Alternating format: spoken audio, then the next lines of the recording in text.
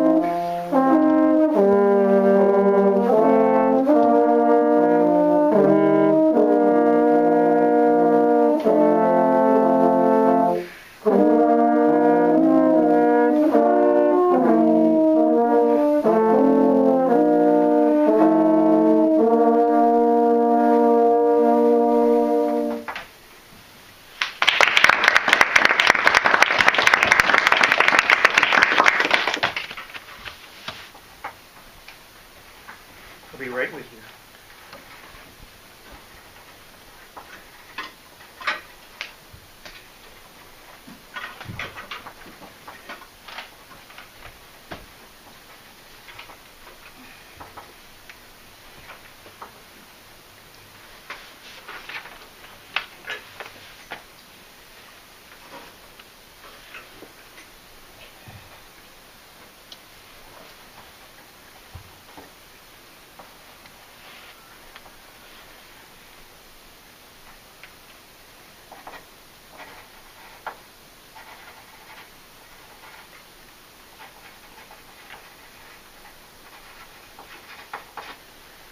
Okay, I've got to ask, do you have any more horn players at your school?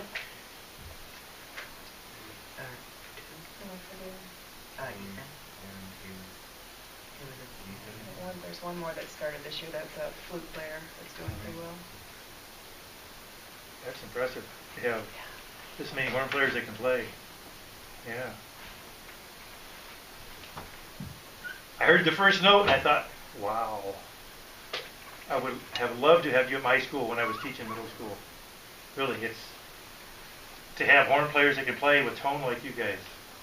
It's not the typical middle school. Believe me, it's not.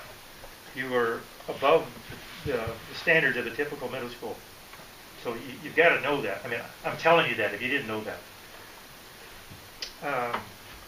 So, intonation, nice job. Nice job of tuning. You're listening to each other. And like I said, nice full tone quality. I could hear all the parts. You always want to keep in mind the highest part is going to project much easier than the lowest part. So if it says, for example, if it says mezzo piano, for all three of you, you're playing the third part, right? You're not playing mezzo piano. You're playing more like mezzo forte because you need that part to project. So that bottom part is you're going to bump up the dynamic level one. I could hear you, but to get a true balance with part 1 and 2, you can bring your part out even more. I heard the dynamic contrast. I heard the effort of the dynamic contrast, but you three play well enough to put it in there, even more than what you just did. And I would like to hear you at 29 to the end. At 29, you're mezzo forte. When you get to 37, I want to hear mezzo piano. I want to hear that definite contrast. You take in the same amount of air, you use the same air speed, you just use less volume. You put less amount of air through the instrument. Okay? Start at 29 if you would, please.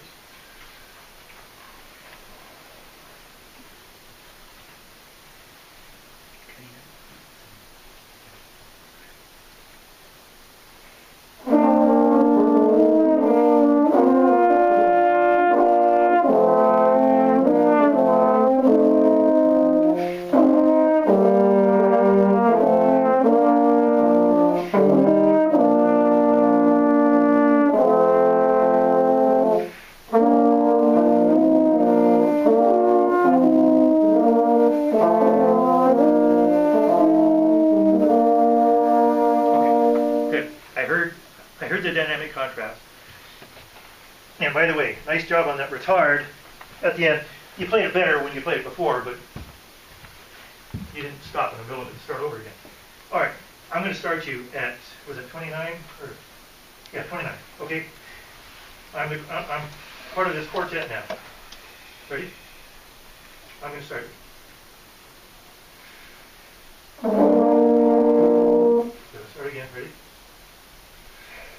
Okay, that's how you start. You don't need to count or anything.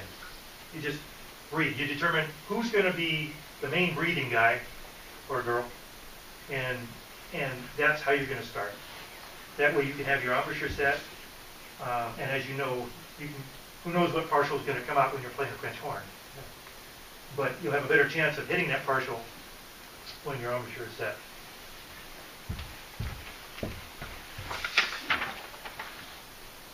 Good job with tonguing and slurring. I like that petard.